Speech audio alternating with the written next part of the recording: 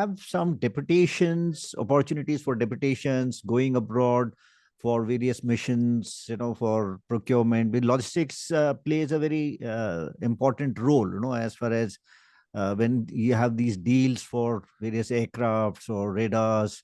So along with the operational staff, you have the technical as well as the logistics team which is going there. So what kind of opportunities exist in this field for the logistics officer?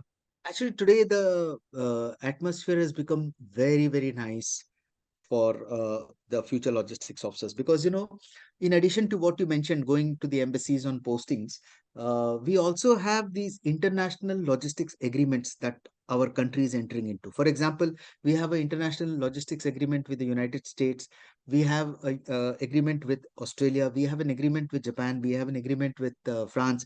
So what happens is, these whenever we conduct exercises or whenever they are passing by our country and they need any kind of logistics support in terms of fuel, in terms of maintenance, in time, let's say there is a snag, what happens is, we have an understanding that we'll help each other.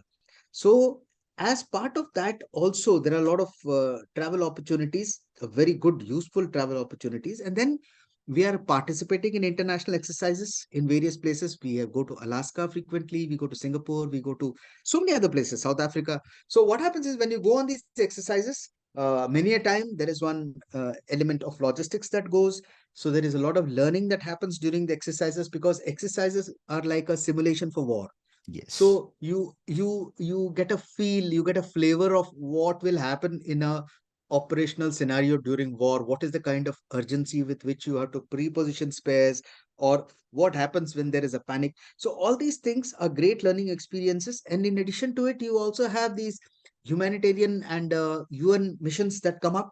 Like for quite some time, we used to have Congo missions, Sudan missions, and all that. So there would always be a logistics element that goes. In fact, I was for one of the Congo missions, and honestly speaking, the first 2 months when you prepare for the missions of United Nations, it is basically all logistics work, because you're going to order the containers in which the saman has to go. You must plan how much of rations, how much of fuel, what kind of armament you're taking with you, how are you going to transport the whole thing, will it go by ship, will it go by air, you have to clothe the complete contingent. So the the success of a good UN mission, normally they go for about a period of 11 months. The success of a good UN mission depends a lot on the logistics planning that happens before you go, so that everything is smooth over there.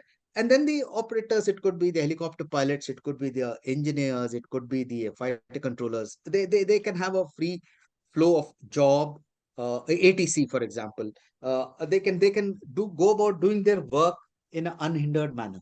So the success of any kind of operations depends a lot on how good is the logistics planning before embarking upon a operations.